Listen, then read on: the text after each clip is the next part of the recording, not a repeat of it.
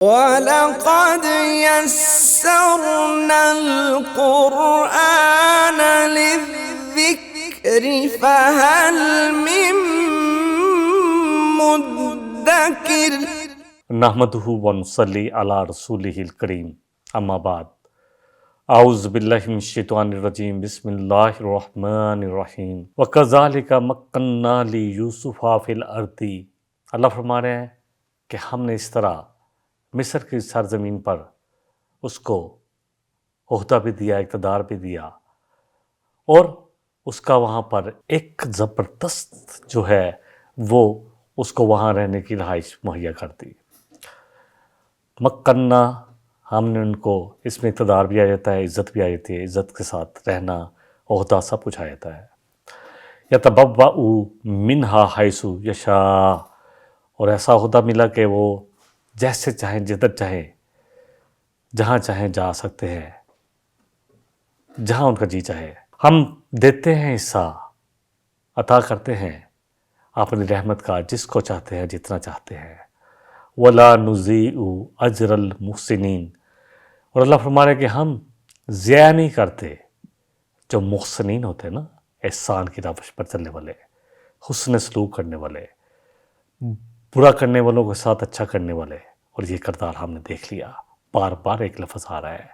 دیکھیں، یوسف علیہ السلام کا خوبصورت ہونا قرآن میں اس کا ذکر تو نہیں آیا، نبی صلی اللہ علیہ وسلم کی حدیث سے معلوم ہوتا ہے، لیکن قرآن کے واقعہ سے بھی ہمیں سمجھ میں آتی کہ کتنے خوبصورت تھے، کہ پورے شہر کے جو ہے عورتوں نے اپنے ہاتھ کاٹ لیے، لیکن اللہ بار بار ان کی ایک صفت بیان کر رہے ہیں، محسنین۔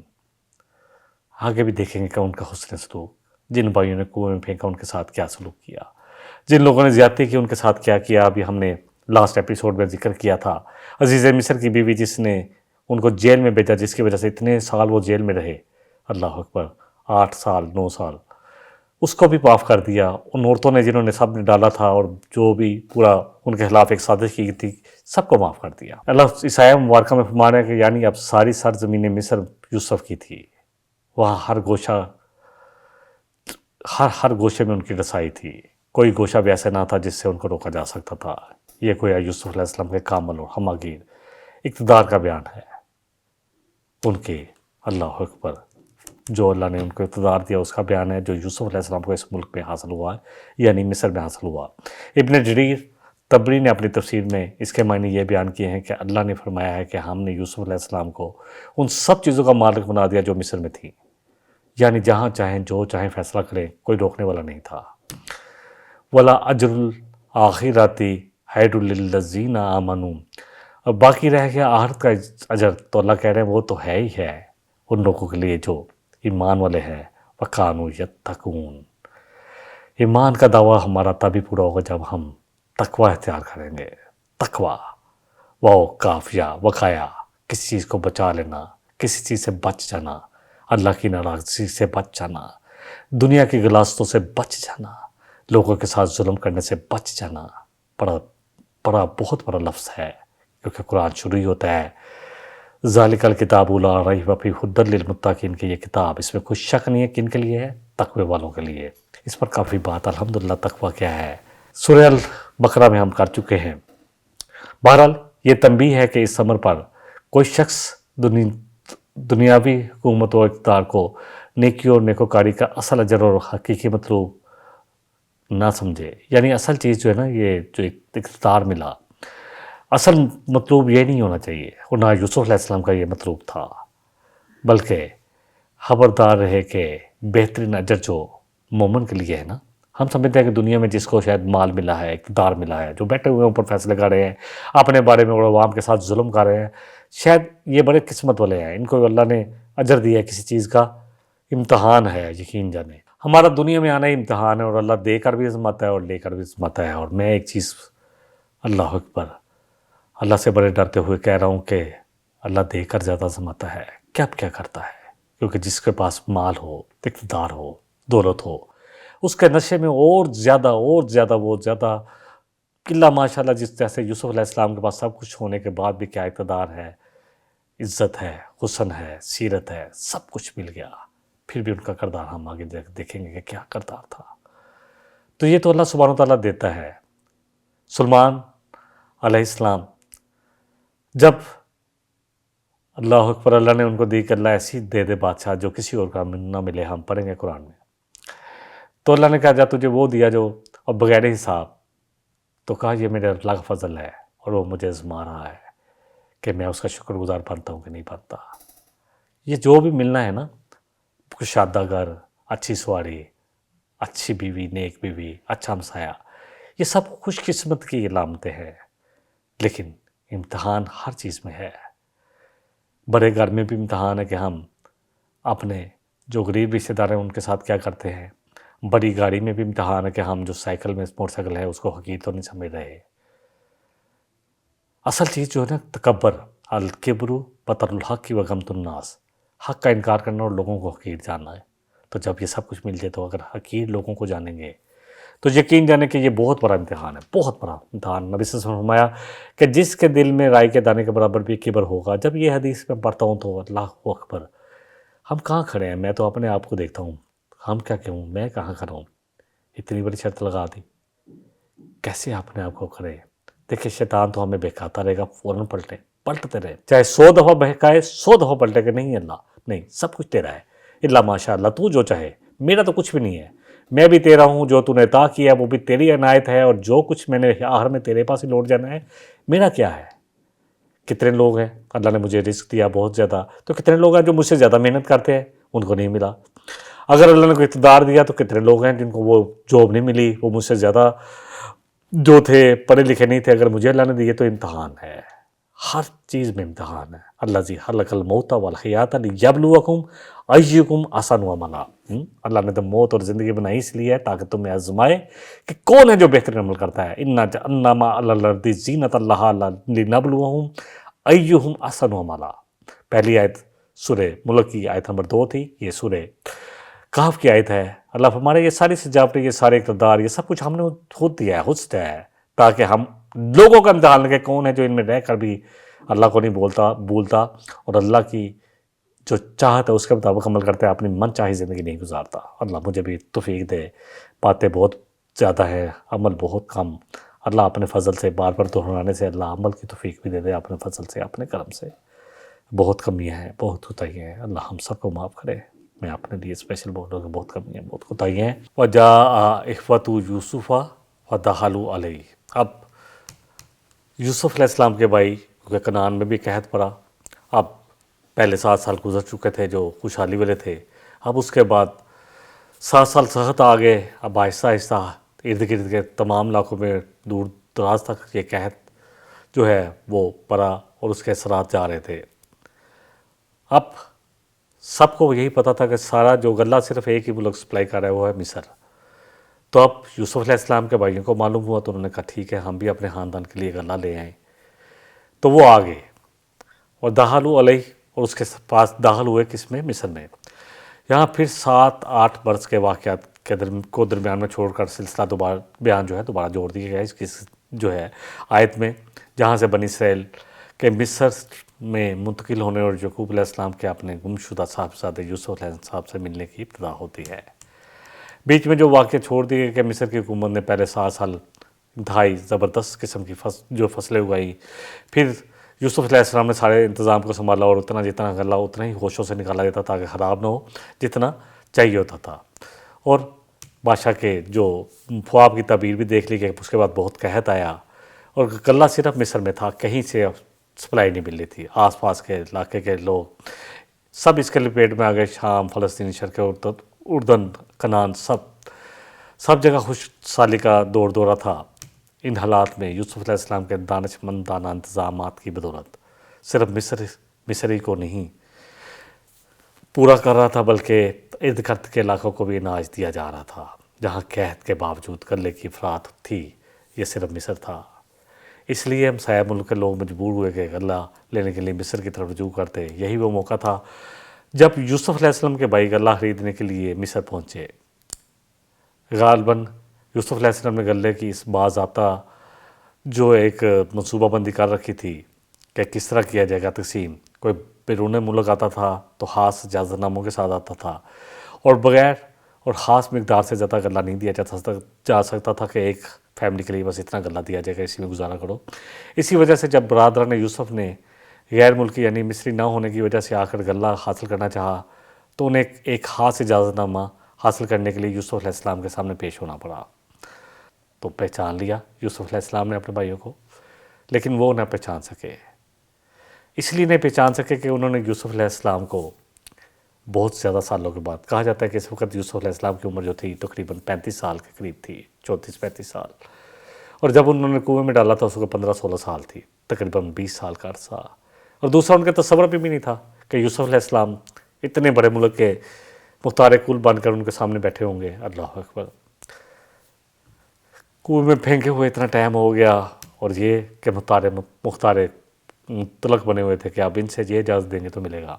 अब जब उनके जो गला देने वाले थे उन्होंने उनकी जो बोरियां गले की भर दी, काला तूनी बिअहिल्लकुम मिन अबीकुम, तो यूसुफ अलैहिस्सलाम ने कहा कि तुम वो अपना जो भाई, क्योंकि पूछा होगा कि तुम्हारे और भी भाई है, तो उन्होंने कहा होगा कि एक और भाई भी है, उसका भी गला दे दे। तो जो तुम्हारा भाई जो है, क्योंकि उन्होंने कहा हमारा सतेला है, बाप की तरफ से भाई है, माँ की तरफ से नहीं है, जो तुम्हारा बाप की तरफ से भाई है ना, जो सतेला भाई, उसे भी जो है ना लेकर आना। अला तरौना अन्नी ऊफिल कैल, क्या तुम देखते नहीं कि मैं कितना ज़बरदस्त भरकर देता हूँ गला, और मैं बेहतर तरीके से ज़ियाफ़त भी करता हूँ, तुम्हें गला भी दे रहा हूँ और तुम्हारी रिस्पेक्ट भी कर रहा हूँ, सब कुछ कर रहा हूँ। बहरहाल यूसुफ अलैहिस्सलाम ने 10 भाइयों को एक एक ऊँट गला दिया, और एक भाई जो बाप शरीक था यानी बनियामीन जो उनके सगे भाई थे, वो रह गया था, वो नहीं आ सका। तो उन्होंने अपना उज़र पेश किया होगा, खसूसी इख्तियार करते हुए उनको भी गला दे दिया कि जी एक भाई हमने अपने वालिद की खिदमत के लिए छोड़ा है, तो उसकी भी फैमिली है, उसके लिए भी गला दे दे। तो यूसुफ अलैहिस्सलाम ने कहा ठीक है, मैं तुम्हें गला दे देता हूँ, लेकिन अगली दफ़ा उसको लेकर आना, ठीक है वल्लम। और फिर आगे उनको ये भी कह दिया, उनको ये भी स्पेशली कर दिया ये बात भी कि अगर तुम ना लाए तो आइंदा गला ना लेना, आइंदा मेरे पास ना आना, तुम इस तरह मतलब है कि तुमने झूठ बोला है। अगली आयत में इसी का जिक्र फरमा रहे हैं, फ़इल्लम तूनी बिही फ़ला कैला लकुम इंदी वला तक़रबून, और अगर तुम उसको ना लाए तो मेरे पास भी ना आना, ना तुम्हारे लिए कोई गला है, ना ही तुम मेरे करीब आना, क्योंकि इसका मतलब है कि तुम, ये तंबीह इसलिए की गई कि इसका मतलब है कि तुम उसको लेके नहीं आए, तो इसका मतलब है कि तुम झूठ बोल कर लेके जा रहे हो गला, यानी अगर तुम साथ न लाए तो इसका मतलब है कि तुमने झूठ बोला था, और ये धोखा है, और धोखे देने वालों को हम राशन नहीं देंगे। अब तुम अगर लेकर आओगे तो तुम्हें राशन मिलेगा, इसके बाद वरना ना आना मेरे पास कभी भी। कालू सानुराविदु अनहु अबाहु व इन्ना लफाइलून, कहने लगे कि हम यकीनन अनकरीब अपने बाप को जैसे भी हो राज़ी कर लेंगे। लेकिन उनको इस चीज़ का भी डर था कि हम पहले यूसुफ के मामले में जो ज़्यादती कर चुके हैं, तो अब्बा जान मानते हैं कि नहीं मानते, दिल में चोर था, जो उन्होंने कहा कि हम कोशिश करेंगे पूरी की राज़ी कर लें। यूसुफ अलैहिस्सलाम ने हुक्म दिया अपने ग़ुलामों को, इज अलू बिज़ाअतहुम फ़ी रिहालिहिम, कि इनकी जो बोरियां जिसमें तुमने रखा है, जो इनकी रकम आई है, वो उसी में वापस रख दो, इनके अनाज के साथ वापस रख दो। लअल्लहुम यारिफूनहा, ताकि वो जब घर जाएँ तो पहचान सके, जिन कलबू इला अखलिहिम, अपने घर वालों के पास वापस जाए तो पहचान सके कि ये तो रकम भी वापस आ गई। लअल्लहुम यरजिऊन, और इसी लालच में आ जाए कि गला भी मुफ्त मिल रहा है और कहीं से मिल भी नहीं रहा और रकम भी वापस आ गई। बहरहाल जब भाइयों की ज़ुबान से अपने ख़ानदान की तकलीफ भी सुनी होगी यूसुफ अलैहिस्सलाम ने कि ख़ानदान का क्या हाल जा रहा है, तुम्हारे अब्बा जान, तो उन्होंने कहा कि अब्बा जान तो अंधे हो चुके हैं, हालात बहुत बुरे हैं, बड़ी मुश्किल से ये पूंजी लेकर आए हैं आपके पास, जो भी है। तो ये भी हो सकता है कि इस वजह से भी उन्होंने डाल दी हो, ताकि वो उनके पास दोबारा पूंजी होगी तो आएंगे, वरना नहीं होगी तो नहीं आएंगे। इसलिए आप अलैहिस्सलाम ने एहसान करते हुए उनकी रकम उनकी बोरी में रुकवा दी, ताकि जब वो वापस जाएं और तंग दस्ती देखें तो उसकी वजह से ये ना हो कि वो ना आ ना सके। वो जब रकम देखेंगे तो ज़रूर कोशिश करेंगे कि दोबारा आ जाए, रकम तो है, चलो जाकर अनाज ले लेते हैं। फिर जब वो लौट आए अपने बाप के पास, कालू या अबाना मुनिया मिन्नल काइलू व अरसिल आना अहाना, कहने लगे कि अब हमें मना कर दिया कि अब हमें नहीं मिलेगा, क्योंकि हमने जब मांगा था जो शाह मिस्र था, अजीज़ मिस्र था, उससे, क्योंकि वो बादशाह जो भी वो कह रहे थे कि जिनसे हमने इजाज़त ली थी, अब ہم نے ایک ان سے اونٹ کا گلا زیادہ لیا تھا اس لیے کہ ہم نے کہا کہ ہمارا ایک بھائی ہے 11واں، تو جب تک آپ اس کو نہیں بھیجیں گے، تو انہوں نے کہا تھا اگر تم لے کے تو جا رہے ہو، اگر بھائی نہ ہوا اور لے کر نہ آئے تو مجھ سے گلا آنکھ نہ مانگنا اس کے بعد۔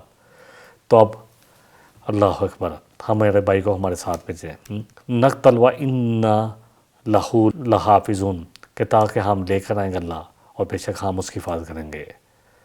ساری رودات سنائی ہوگی بھائیوں نے کہ جی بہت اچھے شخص تھے جو ہم ملے، انہوں نے بڑی ہماری عزت بھی کی اور ہمیں گلہ بھی دیا اور ہماری بات بھی مانی۔ ہم اپنے ساتھ اپنے بھائی بنیامین کو لے کر جائیں گے تاکہ اور گلہ لے سکے، کیونکہ ہم نے ساتھ ثابت کرنا ہے کہ ہم نے سچ بولا تھا، ہمارا 11واں بھائی ہے، تاکہ اگر اپنے حصے کا گلہ لے سکیں اور ہم اس کی پوری حفاظت بھی کریں گے۔ کالا حل آمنوکم علیہ الا کما آمنتکم علی اخیہ من قبل، کہ کیا میں تم پر اسی طرح اعتبار کروں جس طرح کہ اس سے پہلے میں تم پر اعتبار کر چکا ہوں اس کے بھائی کے معاملے میں، یعنی یوسف علیہ السلام کے بارے میں۔ فاللہ خیر حافظہ، اور جو تم کہہ رہے ہو نا ہم حفاظت کریں گے، اصل میں تو اللہ ہی بہترین حفاظت کرنے والا ہے، وَهُوَ ارحم الراحمین، اور وہ سب سے بڑھ کر رحم کرنے والا ہے۔ یعقوب علیہ السلام نے فرمایا کہ کیا اس طرح اعتماد کر لوں، ہاں جس طرح پہلے کیا تھا۔ جہاں تک تمہارے اعتماد کا تعلق ہے تو اس کا تجربہ تو مجھے ہو چکا ہے، البتہ بنیامین کو تمہارے ساتھ بھیجنا ہی پڑا، تو یہ کام صرف اللہ کی حفاظت اور رحمت کے بھروسے پر کروں گا، تمہارے حفاظت اور بھروسے پر نہیں، صرف اللہ کے بھروسے پر ہی کروں گا، تم پر اعتماد کرتے ہوئے نہیں، بے شک وہی سب سے بہتر محافظ اور رحم کرنے والا ہے۔ وَلَمَّا فَتَحُوا مَتَاعَهُمْ، پھر جب انہوں نے اپنا سامان کھولا، وَجَدُوا بِضَاعَتَهُمْ رُدَّتْ الیہم، تو دیکھا کہ ہماری تو واپس کر دی گئی، رقم بھی واپس کر دی گئی۔ قالوا یا بانا ما نبغی ھذہ، کہنے لگے اور ہمیں کیا چاہیے ہمارے ابا جان، ھذہ بضاعتنا ردت الینا، یہ دیکھیں ہماری جو ہم نے پیسے دیے تھے، ہماری جو کرنسی تھی وہ بھی لٹا دی گئی، تو ہم لے کر آئیں گے گلہ اونٹ بھر کر اپنے گھر والوں کے لیے، اور حفاظت بھی کریں گے اپنے بھائی کی، ہمارے بھائی کی۔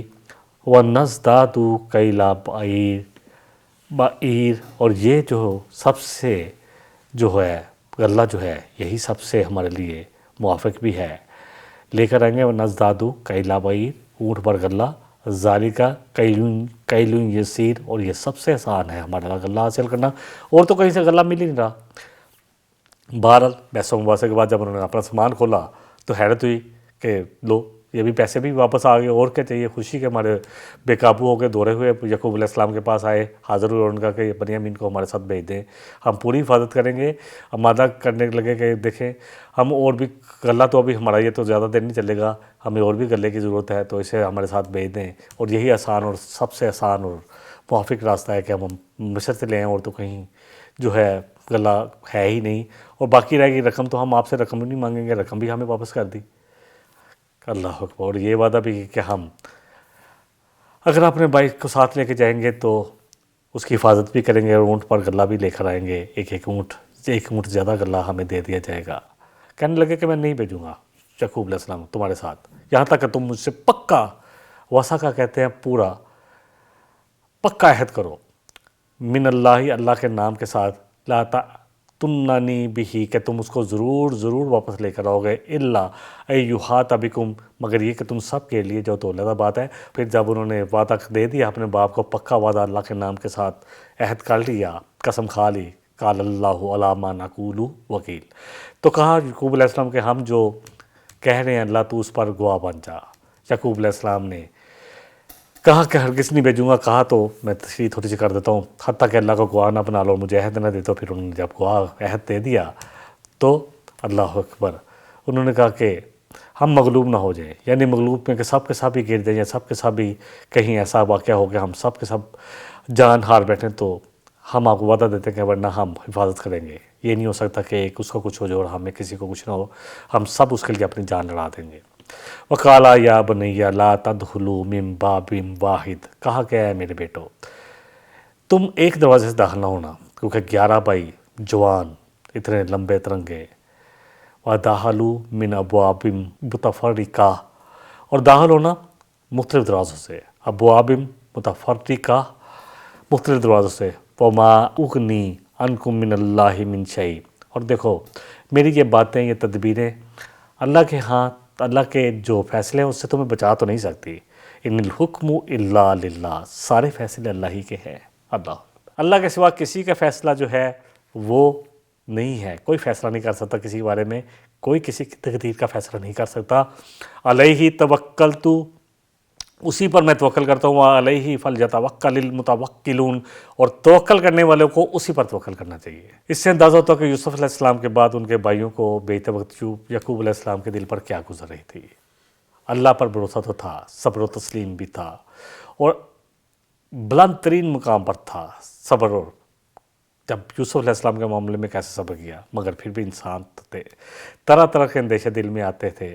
رہ کر اس چیز کے خیال سے کام جاتے تھے کہ یہ احتیاطی مشورہ دیا کہ مصر کی دارالسلطنت میں جا رہے ہیں، سب بھائی ایک دروازے سے داخل نہ ہوں.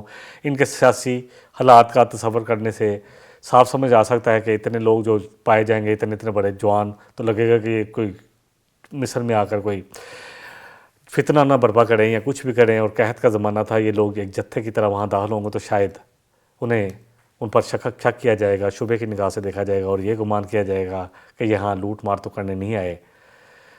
وَلَمَّا دَخَلُوا مِنْ حَيْثُ أَمَرَهُمْ أَبُوهُمْ، پھر جب داخل ہوئے اسی اپنے باپ کے حکم کے مطابق، مَا كَانَ يُغْنِي عَنْهُمْ مِنَ اللَّهِ مِنْ شَيْءٍ، تو اللہ کے فیصلے سے، اللہ کی تقدیر سے ان کو کوئی چیز نہ بچا سکی. إِلَّا حَاجَةً فِي نَفْسِ يَعْقُوبَ قَضَاهَا، مگر یہ یعقوب علیہ السلام کا اپنے ایک دل کی مراد تھی جو انہوں نے فیصلہ کیا.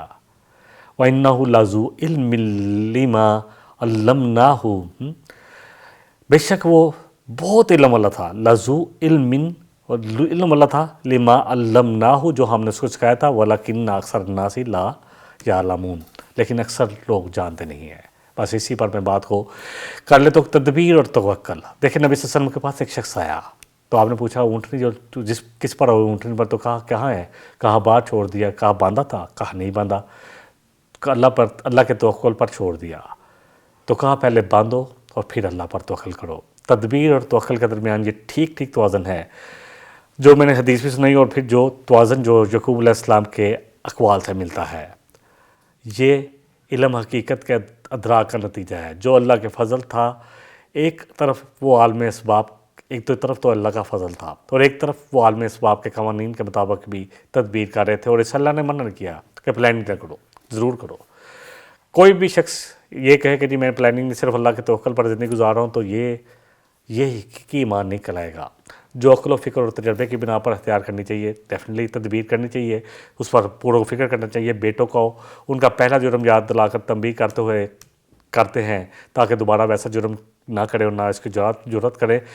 ان سے اللہ کے نام پر پیمان بھی لے لیتے ہیں، حفاظت کریں گے، اور وقت کے سیاسی حالات کو دیکھتے ہوئے احتیاطی تدبیر کہتے ہیں کہ ایک دروازے سے داخل نہ ہونا. مگر دوسری طرف ہر آن یہ بات ان کے پیش نظر تھی کہ ان کا بار بار اظہار کرتے کوئی انسانی تدبیر اللہ کی مشیت کو نافذ ہونے سے روک نہیں سکتی، اور اصل حفاظت اللہ ہی کی حفاظت ہے.